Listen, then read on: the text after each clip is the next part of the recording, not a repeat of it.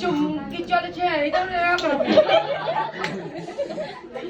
লজ্জা পাচ্ছে আকাশে অধরে নামবে বুঝি শ্রাবণের মেঘগুলো জড়ো হলো আকাশে অধরে নামবে বুঝি শ্রাবণে ঝড়ারে আজ কেন